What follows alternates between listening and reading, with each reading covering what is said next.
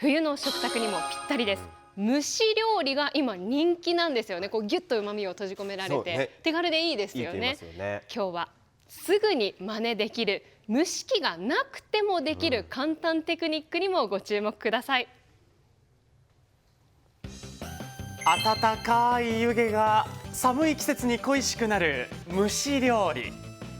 中華まんや蒸し野菜のイメージが強いかもしれませんが、今その手軽さから蒸し料理大ブームになっているんです。蒸し料理を作れるグッズ、売れ行きっていうと、はい、すごく売れています。すごく売れてる。今品薄になっております。そんなに今日は蒸し器がなくても自宅で手軽に蒸し料理が作れるテクニックもご紹介。また蒸すって言っても包み蒸しっていう種類もあるんですね。さらにはお正月の余ったお餅ももちもち、するっと。本当につきたてみたいですよ。手軽でヘルシー、しかも蒸すだけで食材がグレードアップする蒸し料理の魅力に迫ります。その蒸し料理ブームは書店に行くと一目瞭然。レシピコーナーには蒸し料理の文字がずらりと並んでいます。確かによく見かけますよね。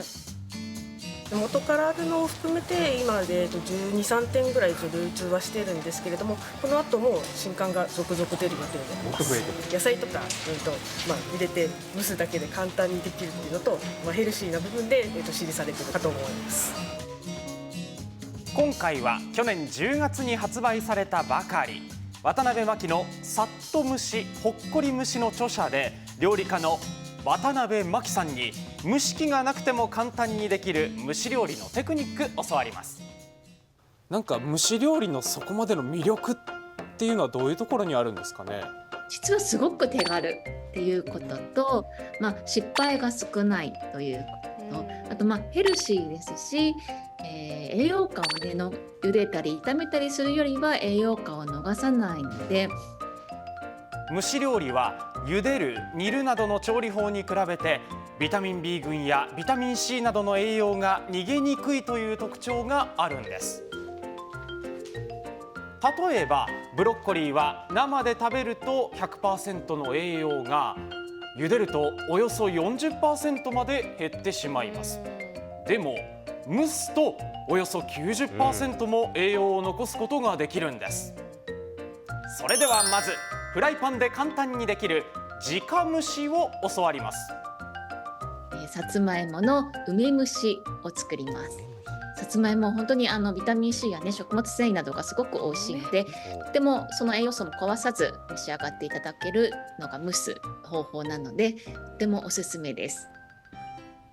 さつまいもは皮をよく洗ってから皮ごと 1.5 センチ厚さの半月切りにします。さっと水洗いをして表面のでんぷん質を取りましょう。切ったさつまいもを耐熱の容器に入れて、昆布と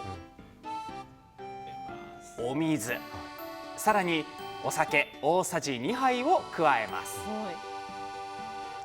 この料理名にもなってる梅干し。梅干しですね。梅干しを軽く崩してちぎってこう入れて、種も加えてしまってください。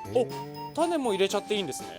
そうですね。種の周りにも美味しい果肉がいっぱい残ってますので、早速蒸していきたいんですけれども、種からもいい味が出るんでますずね。フライパンにですね、布巾か、紙タオルですね。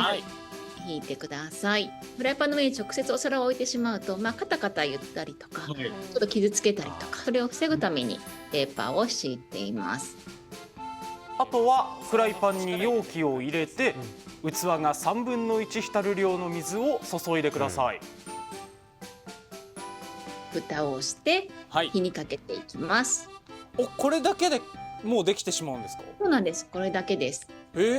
結構簡単ですね。はい。蓋をして中火にかけ、沸騰したら弱めの中火にします。およそ10分から12分蒸すだけです。開けてみましょう。わあ、この時のね香りがね。おー、すごい。的なね。あ、梅のいい香り、美味しそうですね。いただきます。おお、すごい。梅との組み合わせがありそうでないですもんね。この湯気ね。おお、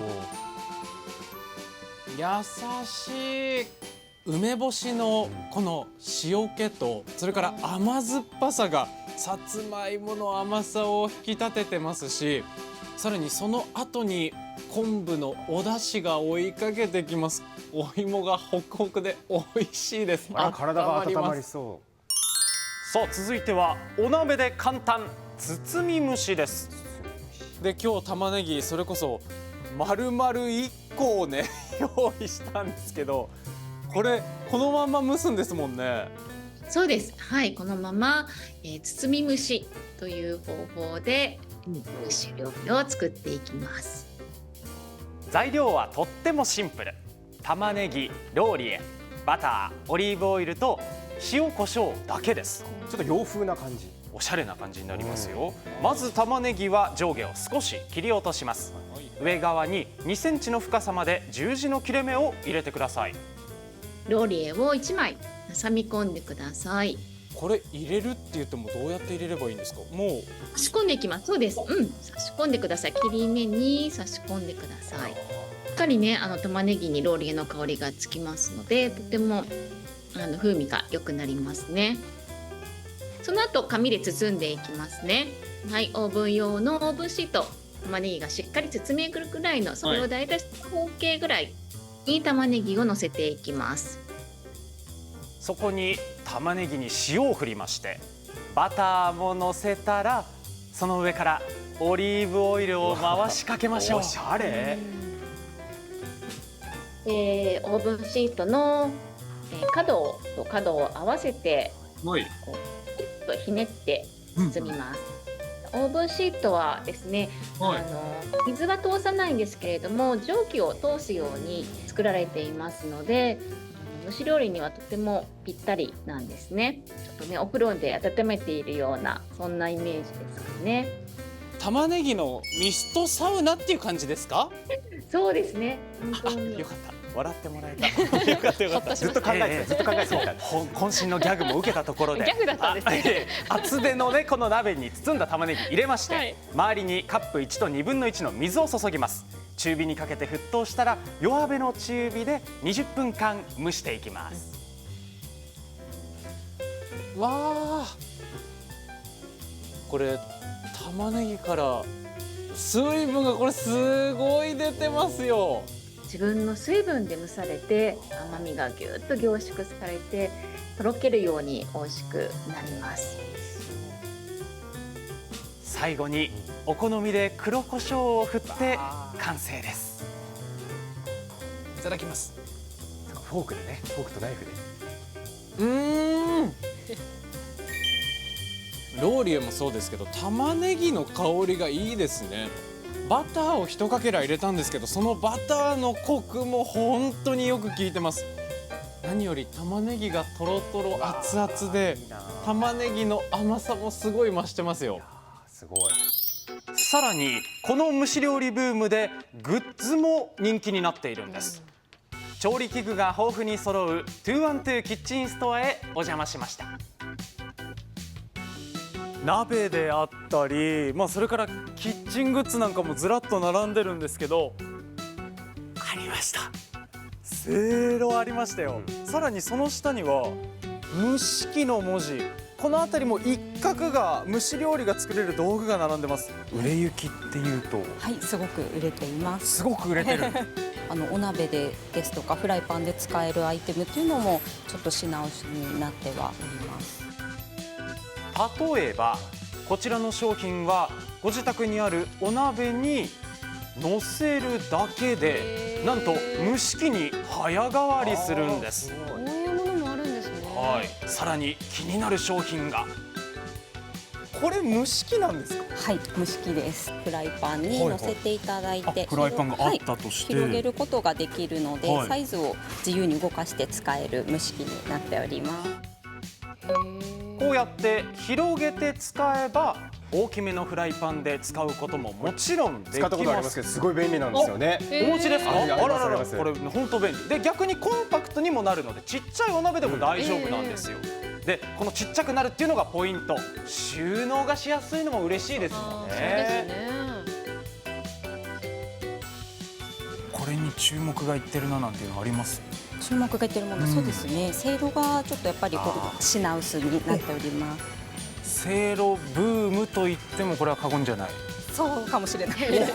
無理やり言わしてないですか？そんなことないですよ。そんなことないハードルがちょっと高いなってイメージ持ってる方いるかもしれないですけど、はい今せいろ人気急上昇しているんです。そうですよねはい。そこで初心者でも簡単にできるせいろ活用術を教わるために蒸し料理の専門店に行ってきました。セルクル丸山というお店です。スチームマフィンね、いわゆる蒸しパンの専門店でして、道産素材にこだわった商品が人気のお店なんです。本当これもふわふわで美味しかった。でさらに来週からはせいろを使ったランチメニューがスタート。日替わりスープに看板商品の蒸しパンもいただける贅沢なセットです。さらに焼きうどんならぬ蒸しうどんもランチメニューとして来週登場予定だそうです。麺類も。はい、そんな蒸し料理のプロにせいろの魅力伺いました。はい。基本的に何を蒸しても美味しくなるっていうふうに伺ったんですけど、それは本当ですか？本当です。例えばで言うと例えば何を朝食のパンとか、ほうほう食パン、はい、これも蒸すともう余熱で全然ふわってなります。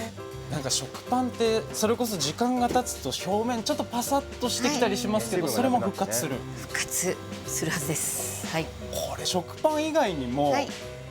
お餅はいはいはいはいきっと蒸し器で蒸していただくと、うんつきたてのようなお味になります。皆さんお正月のお餅残ってませんか？このせいろにクッキングシートを引いてお餅がつかないように油を薄く塗っておけば、これだけです。これだけでつきたつきたて？てです。あとはせいろで5分ほど蒸すだけでつきたてのようなつやっつやのお餅になるん美味しです。そすごい。油塗ってるのでもちもね、スルッと。うんう。伸びる？おーすごい。もちもち感わかりますね。ね伝わります。うん。本当につきたての感覚戻りますし、柔らかくなりますそよね。うもちもちで何よりちょっとみずみずしさもありますね。まだお家にお餅残っているよっていう方はぜひ試してほしい驚きの美味しさでした。さらにせいろは同時調理ができることも人気の理由の一つです。今日ご紹介いただくのががお弁当と朝食を同時に作ると。お弁当と朝食、はい。